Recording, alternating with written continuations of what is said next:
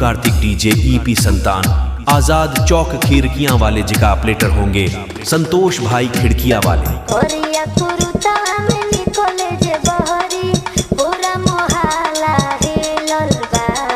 ओहो रे वाह रे मिक्सी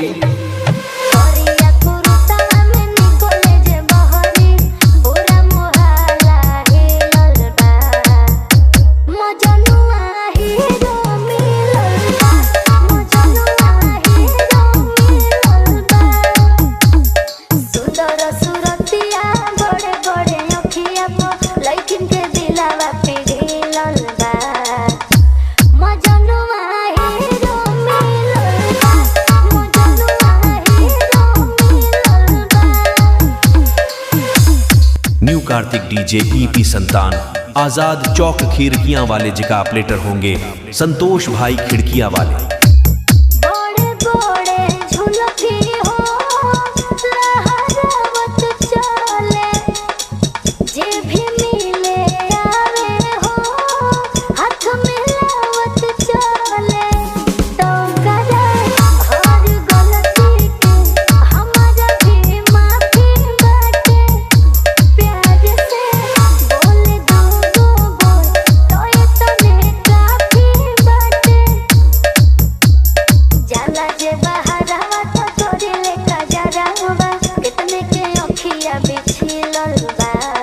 ओहो रे वाह रे मिक्सी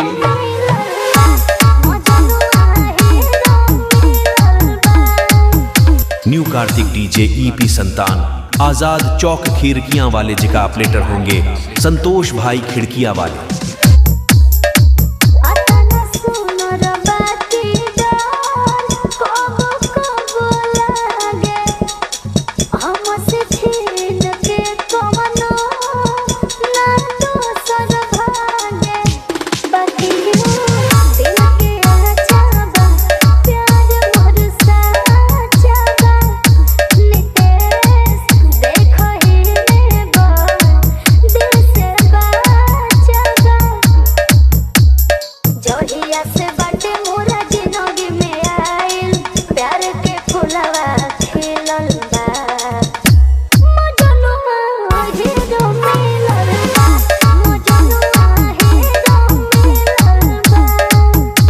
न्यू कार्तिक डीजे ईपी संतान, आजाद चौक खिड़कियां वाले जिका प्लेटर होंगे संतोष भाई खिड़कियां वाले।